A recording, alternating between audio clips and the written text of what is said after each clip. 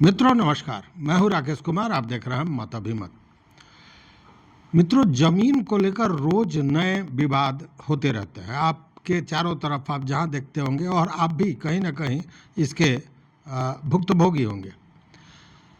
खासकर ये देखा गया है कि जो बुजुर्ग होते हैं, जो अकेले होते हैं, जो एक तरह से कहें कि निरीह हैं, उनको कोई सहायता देने वाला नहीं है, उन लोगों के जमीन पर गिद्ध नज़र होती है भूमाफियाओं की।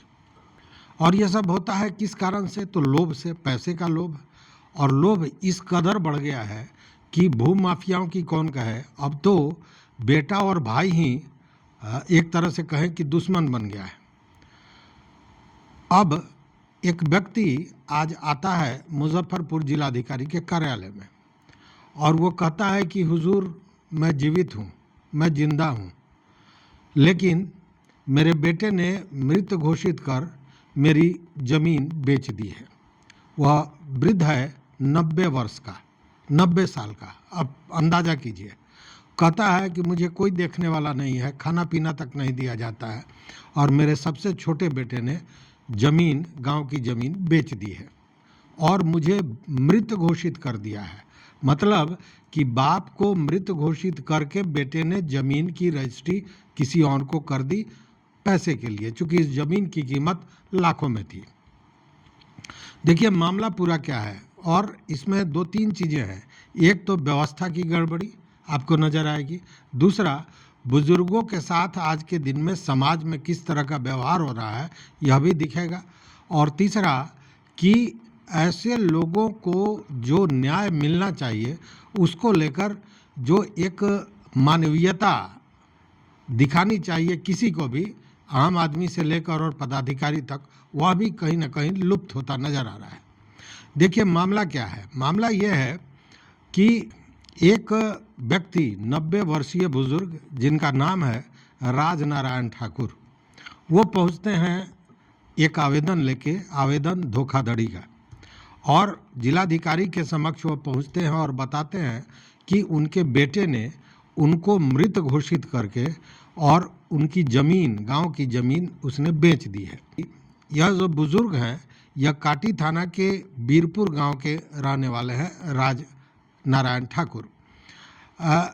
ऐसा है कि इनका ज़मीन 29 तारीख को, 29 जुलाई को मोतीपुर कार्यालय में रजिस्ट्री कर दिया गया और यह किसी सुमन सौरभ नाम के व्यक्ति को रजिस्ट्री किया, उनके सबसे छोटे बेटे दिलीप ठाकुर ने। जब ये बात की चर्चा हुई, जानकारी हुई, तो राज नारायण ठाकुर रजिस्ट्री ऑफिस से रजिस्ट्री का पेपर निकाले, और जब पेपर निकाले तो हतप्रभ रह गए, चूँकि उसमें लिखा गया था दिवंगत राज नारायण ठाकुर। माने पिता को दिवंगत बताकर वह ज़मीन किसी दूसरे व्यक्ति को बेच दिया गया था, जिसका नाम सुमन सौरभ है।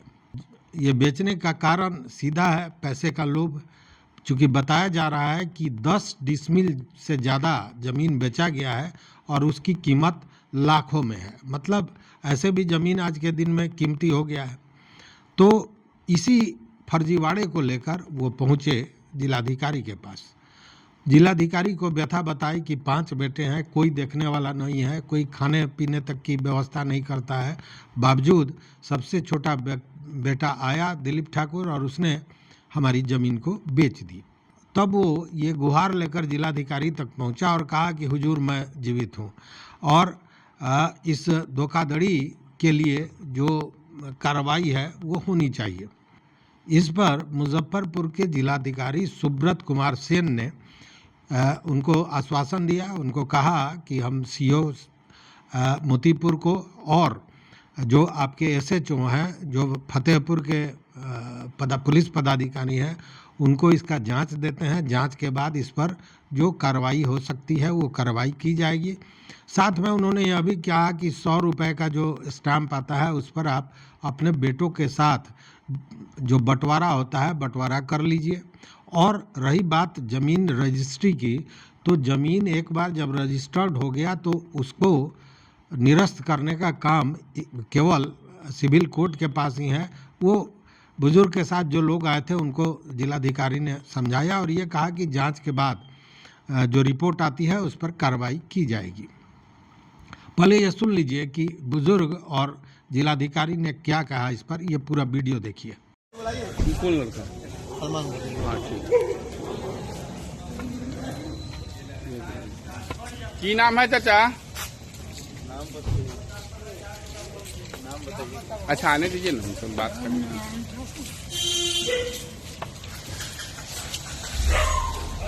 बस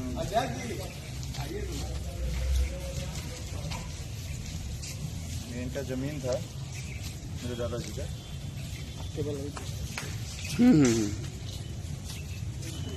डीएल बनना आ जाता। देखो इसका लंबा का फोटो लीजिए।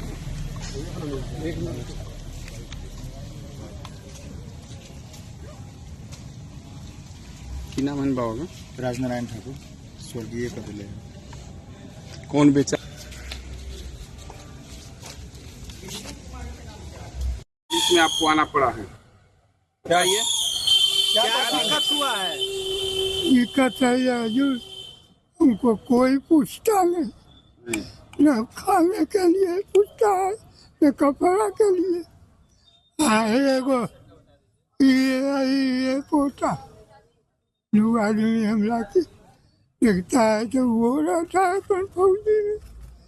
आई यहाँ से बेटा सा चुप्पे आता और जमीन बेच बेच के घर से किया था। कौन बेटा जमीन बेच के घसक लेता है?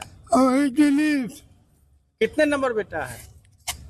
ये जमीन तो बेच दिया ये करीब कितना नंबर? पांचवा नंबर। क्या गो बेटा है? पांच। पाँच गो। कितना नंबर बेटा जमीन बेच लेता है? पांचवा नंबर। पांचवा क्या नंबर नाम है? आपको क्या लिख शो कर दिया उसमें? दिलीप ठाकुर ना कहते। हाँ तो उसमें क्या लिख दिया? आप तो जीवित हैं अभी। स्वर्गीय कर दिया है। तो वो हमरा उसका कपड़ा लत्ता भी न देता। हमरा दिक्कत है बहुत कुछ, लेकिन कहे क्या। बेटा क्या किया है? बेटा की जमीन बेच लिया चुपे आके क्या बोला? उसमें आप जीवित हैं? हम तो बेटा न किया, चुपे शाहबाजपुर से सवाल रह जाता है। नहीं जाने सब ना बोला ना। को साबित कर। और आप जिंदा है? हम जिंदा। क्या नाम हुआ आपका? हमारा नाम राजनारायण ठाकुर है। आवेदन उन्होंने दिया है। ये उन्होंने बताया कि उनके बेटे के द्वारा जमीन जो है वो बेच दी जा रही है और उनके दूसरे बेटे और पोते यहाँ आकर के जो वृद्ध व्यक्ति हमको लेकर के आए थे, तो इसमें मैंने सीओ और एसएचओ को बोला है कि जांच करके रिपोर्ट देने के लिए, और मैंने सुझाव भी दिया है कि सभी भाइयों के बीच, मतलब उनके जितने भी बेटे हैं, संभवतः 5 बेटे हैं परिवार में जो आवेदन में लिखा हुआ था, सभी लोग बंटवारा भी कर लें आपसी सहमति से। बहुत आसान है, 100 रुपये के स्टैम्प पेपर पर उसका शुल्क ही है 100 रुपये, आसानी से किया जा सकता है। अगर आप स्वयं अगर एग्री नहीं होते हैं सभी पक्षकार, तो कोर्ट में फिर पार्टीशन सूट का मामला बनता है। उसमें पार्टीशन सूट में भी जो है बंटवारा की जो डिग्री होगी उसको हम लोग कंप्लायंस कराएंगे। लेकिन लोकल स्तर पर हम लोग पहले प्रयास करेंगे कि सीओ और एसएचओ जो है सभी पक्षकारों से बात करके एक समाधान निकालने का प्रयास करें। तो ये हम लोगों ने उनको बता दिया है। और जो लीगल पोजीशन है कि अगर कोई केवाला हो गया है, डीड एग्जीक्यूट हो गया है, तो फिर उसमें सिविल कोर्ट से जो है वाद दायर करके उसमें रिलीफ लेना होता है, उसको रद्द कराना होता है। तो ये भी मैंने उनको बता दिया है और स्थानीय स्तर पर सीओ एसएचओ को मैंने जांच के लिए आवेदन पत्र को भेज दिया है। ठीक है कि रजिस्ट्री को रद्द करने की अपनी प्रक्रिया है, लेकिन ऐसे बेटे पर धोखाधड़ी, विश्वासघात का केस तो दर्ज होना ही चाहिए। हालांकि जिलाधिकारी ने कहा कि जांच के बाद उस पर विधि संगत कार्रवाई होगी, तो ये होनी चाहिए। चूँकि उस बुजुर्ग को, देखिए भारत सरकार से लेकर और सारे लोग बुजुर्गों की बात करते हैं, लेकिन जहां बुजुर्गों के साथ इस तरह की घटनाएं होती हैं, और सबसे बड़ी दिक्कत क्या है कि बुजुर्गों के साथ ऐसी जो घटनाएं होती है वह 2 ही तरह से होता है। एक तो व्यवस्था की तरफ से और एक बुजुर्ग के घर के तरफ से, मतलब उसके घर वाले ही बुजुर्ग को नाकारा मान लेते हैं। क्योंकि जब वो कमाने लायक नहीं होते हैं तो उनको, मतलब आप ये समझ लें कि कूड़ेदान की तरह उनका वैल्यू हो जाता है। अब इनके ज़मीन के लिए तो वो बेटा बन गया, लेकिन बाप को मार के और ज़मीन बेच दिया। मार के मतलब कागज में मृत घोषित कर ज़मीन बेच दिया। हालांकि इस मामले को लेकर पूरे क्षेत्र में एक तरह से सनसनी फैल गया। लोगों का यह भी कहना है कि व्यवस्था इस तरह की होनी चाहिए कि इस तरह से कोई धोखाधड़ी करके ज़मीन की बिक्री नहीं कर पाए। लेकिन यहाँ मैं एक दूसरा क्वेश्चन उठा रहा हूँ। राजस्व एवं भूमि सुधार विभाग बार बार नए नए कानून लाता है। अभी डिजिटलाइजेशन की बात हुई, फिर हुआ कि कंप्यूटर का एक ऐप है उससे रजिस्ट्री किया जाएगा, पूरी तरह डिजिटल हो जाएगा, और दावा किया जा रहा था कि किसी भी तरह की धोखाधड़ी नहीं होगी। अगर किसी भी तरह की धोखाधड़ी नहीं होगी तो यह धोखाधड़ी कैसे हो गई, यह जानने वाली, मतलब कि यह जो दावे सरकार और विभाग द्वारा किए जा रहे हैं ये खोखले दावे हैं, इसमें कहीं कुछ असर इसका होने वाला नहीं है। क्योंकि जो गड़बड़ी करने वाले हैं, जो धोखाधड़ी करने वाले हैं, वो करेंगे ही, उतना वो रास्ता खोज लेते हैं, और वही यहाँ भी हुआ है।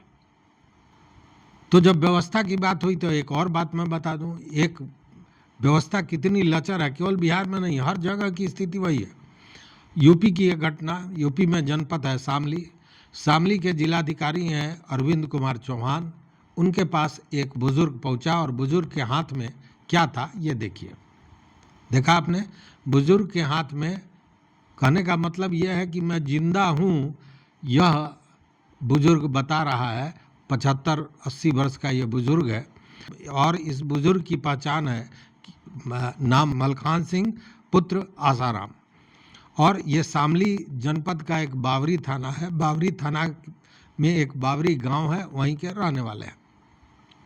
इनकी व्यथा क्या है कि इनको वृद्धावस्था पेंशन मिलता था, लगातार मिल रहा था। पिछले कुछ महीनों से पेंशन बंद हो गया।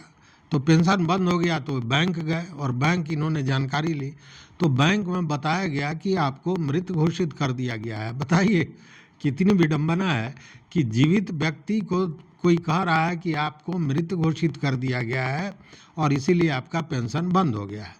तब से ये बुजुर्ग जो मलखान सिंह हैं, ये दफ्तरों का दौड़ लगाते रहते हैं, लगातार दौड़ते रहते हैं, लेकिन और सब जगह एक ही गुहार लगाते हैं कि हुजूर मैं जिंदा हूँ, मुझे जिंदा घोषित कर दिया जाए, लेकिन कोई सुनने को तैयार नहीं। अंत में थक हार के यह व्यक्ति पहुंचता है जिलाधिकारी अरविंद कुमार चौहान के पास। वहाँ ये अपनी व्यथा कथा सुनाते हैं।